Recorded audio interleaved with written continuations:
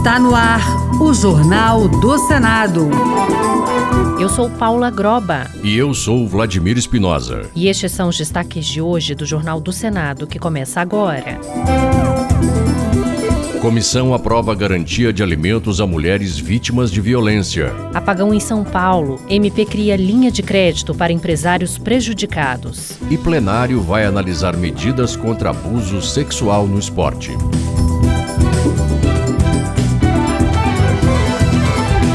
Boa noite. Senadores da Comissão de Assuntos Econômicos aprovaram um projeto que inclui, entre os beneficiários do Sistema Nacional de Segurança Alimentar e Nutricional, SISAM, os locais de acolhida e apoio às mulheres vítimas de violência doméstica e familiar e seus dependentes. A proposta, de autoria da senadora Tereza Leitão, do PT de Pernambuco, recebeu o parecer favorável da senadora Augusta Brito, do PT do Ceará. Agora o projeto segue para a Câmara dos Deputados, a menos que haja recurso para votação no plenário do Senado.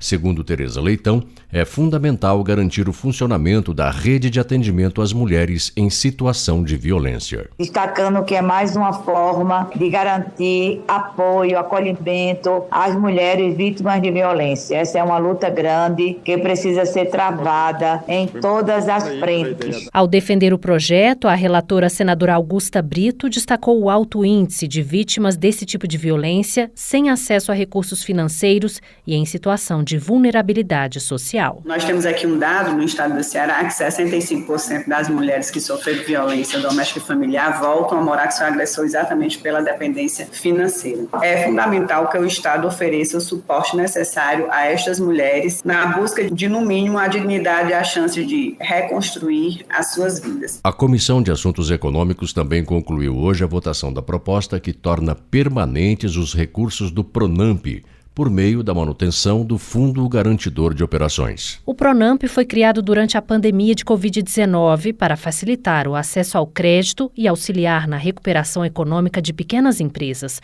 Os detalhes com Bruno Lourenço. Sem essa alteração, os recursos recuperados para o PRONAMP voltariam para o Caixa da União a partir de 2025. O projeto foi apresentado pela bancada de Santa Catarina.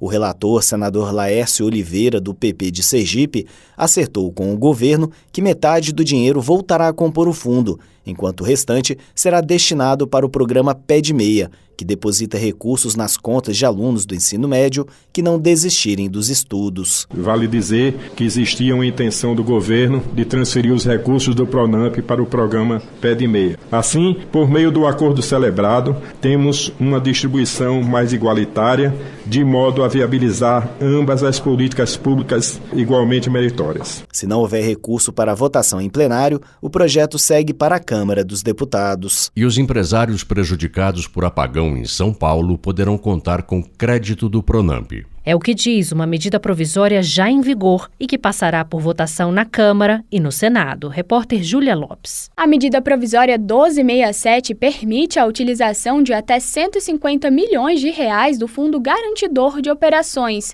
para a cobertura de empréstimos contratados até 31 de dezembro de 2024 no âmbito do PRONAMP, Programa Nacional de Apoio às Microempresas e Empresas de Pequeno Porte. A iniciativa pode alavancar até R$1 bilhão em crédito para pequenos empreendedores. Os recursos serão destinados a empresários que comprovarem prejuízos causados pela interrupção de energia em São Paulo. A MP também prevê a possibilidade de suspensão do pagamento de parcelas de empréstimos antigos e a concessão de carência adicional de até 2 meses para garantir fôlego financeiro aos empresários enquanto se reestabelecem. Para a senadora Mara Gabrilli, do PSD de São Paulo, a ajuda é justa. E a gente não pode permitir que os prejuízos dos dias parados e as perdas financeiras sejam suportadas por eles. Então, o apoio é justo, é essencial para a sobrevivência dessas empresas e dos empregos que elas mantêm. De acordo com a medida provisória, o período de carência para o início dos pagamentos do financiamento será de 12 meses, com um prazo de até 72 meses para a quitação da dívida. A Comissão de Infraestrutura aprovou o uso de recursos públicos para ações de drenagem de águas urbanas em condições emergenciais. A medida vai auxiliar a recuperação dos municípios atingidos pelas enchentes deste ano no Rio Grande do Sul. Repórter César Mendes. O projeto do senador Paulo Paim, do PT Gaúcho, facilita a destinação de recursos federais para a drenagem e o manejo de águas da chuva em locais afetados por calamidade pública, como o Rio Grande do Sul, que teve 478 municípios atingidos por enchentes em maio deste ano. O texto retira as condicionantes previstas na Política Nacional de Saneamento Básico para o uso de recursos da União nessas situações, como as exigências de eficiência técnica e financeira e de controle de perdas de água na distribuição. Para o relator, senador Confúcio Moura, do MDB de Rondônia, a aprovação da proposta é urgente para beneficiar o Rio Grande do Sul, que ainda lida com inúmeros problemas decorrentes das inundações deste ano. A medida visa facilitar o acesso a recursos financeiros por municípios em situação de emergência e ou calamidade pública reconhecidos pelo Poder Executivo Federal. Aprovado na Comissão de Infraestrutura, o projeto segue para a Câmara dos Deputados, se não houver recurso para a votação no plenário. O relator do orçamento deve apresentar nos próximos dias um projeto que visa aumentar a transparência das emendas individuais impositivas que garantem a execução de recursos para projetos específicos. Essas emendas são uma ferramenta importante para os parlamentares, pois permitem que eles direcionem recursos para obras, serviços e ações em suas regiões, atendendo às necessidades locais. A proposta prevê a divulgação do repasse de recursos pelo Ministério à Câmara de Vereadores e aos Tribunais de Contas, além de proibir a destinação do dinheiro para estados diferentes do parlamentar.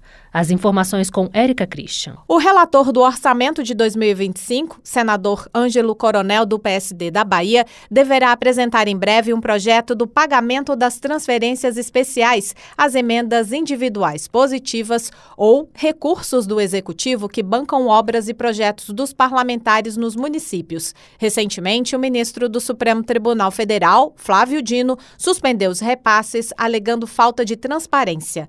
Ângelo Coronel avalia que as novas regras vão garantir que o recurso seja rastreável. Quando você destinar um valor Pix para um município, o Ministério dispara um e-mail para a Câmara de Vereadores informando que o parlamentar X destinou aquele valor para a obra tal e também será comunicado aos tribunais de contas para que com isso se tenha total transparência. Ângelo Coronel anunciou a proibição de um parlamentar destinar a emenda para outro estado que não seja o de origem. A exceção será para instituições que atuam em todo o país. O projeto também deverá reduzir pela metade o número de emendas de bancada, que hoje são 20, além de definir que a distribuição dos recursos vai considerar a quantidade de senadores por partido.